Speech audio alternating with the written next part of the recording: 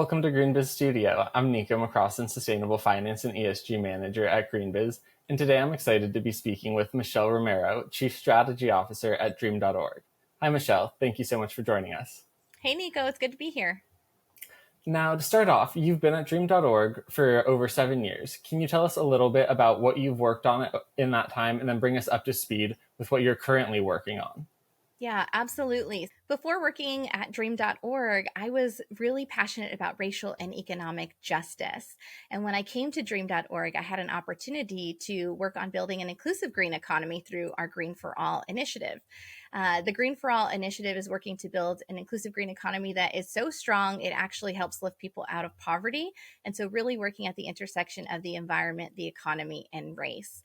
And for over the past several years, right, we've been working to actually pass climate policies that are going to invest in the communities who've been most harmed.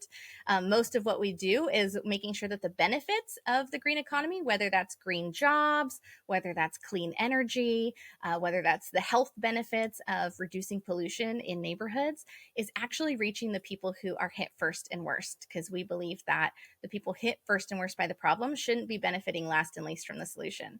And what's really exciting about this moment, of course, is that in the United States, we now have the federal government investing $369 billion, billion with a B, over the next several years to really cut pollution and invest in solutions. And so we are excited to be able to actually draw down those funds and make sure that they get to the people and places that need them the most. Here in the United States, we have a long history of discriminatory land use and facility siting. So the dirtiest sources of pollution are in communities of color. But we also have a long history of extraction and disinvestment from these same communities. And those things are interlinked. And so when you look at, in the financial institution, for instance, this practice of redlining, where banks would literally pull out maps and draw with red marker around the communities that they were not going to invest in. These were Black communities. They were immigrant communities. They were working class communities. And so even if they set up ATMs to extract dollars, right, and to be able to invest that in the stock market, they weren't actually giving small business loans. They weren't giving home ownership loans. And so this moment we have right now to solve our climate crisis is also a moment of reinvestment. It's a moment of creating a better future for all. And how we do that is by doing the opposite of redlining. We actually need to invest and target our climate investments in the communities that have been hit first and worst.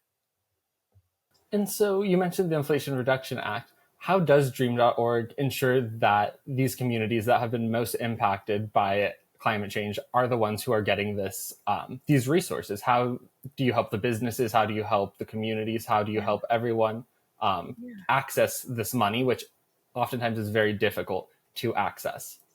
Absolutely. I think of it as having three different customers. There are our government customers, right, where we are working with government agencies on creating the criteria for implementing these dollars. And so everything about who's competitive for the applications or for the funding at the application period is something that we're working on. How they identify benefits to disadvantaged communities to comply with their Justice 40 requirements. Those are the things that we're working with them on. And we provide technical assistance and tools and resources on how to do that, best practices in the policy space. We also have business customers, right? These are our minority owned founders of climate tech and green economy solutions. And we are working to make sure that they have investor readiness training through our Launchpad programs, that they are connected to folks that can help them grow and scale their businesses so that they are in a position to really meet this moment and get contracts that are coming down, right? Everything that's good for the planet is a job, a contract, or a business opportunity. And so we want our communities to reap the economic benefits as well. And lastly, it's communities themselves. So there are tons and tons of resources, more than ever before, that are going to be available for things like transit-oriented development and affordable housing, for sidewalks and bike path lanes, things that will help people move around their communities and access education and job opportunities. We want to see community level scale transformative solutions in these communities. And so we work with communities on how to create shovel-worthy projects. And we basically have a pipeline of shovel-worthy projects that are ready to compete for these dollars. But we need the private sector with us. It's really great to hear about how you're taking this holistic approach, addressing different areas of impact within the system.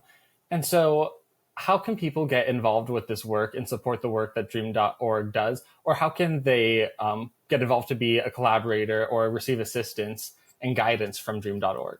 Yeah, absolutely. Well, for our community partners, we have a monthly newsletter where we curate the tools and resources on how to draw down these funds. And so you can sign up for that by texting the word DREAM to 97483 and get on that newsletter.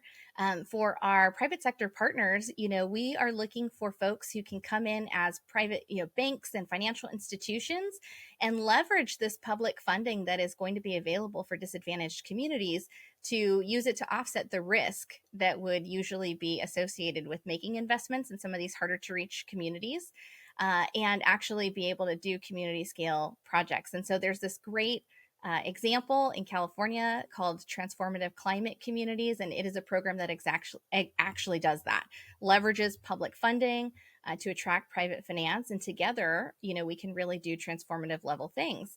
That's important because, look, in the United States, to meet our climate goals, we're past the early adopters, right? This is about how to reach hard to reach communities, and that's low income communities and communities of color that we work with. And so we have a pathway, we know what needs to get done, and we can do it together. Thank you for sharing where people can access these resources to get involved. You just heard from Michelle Romero, Chief Strategy Officer at Dream.org. Thank you. Thanks.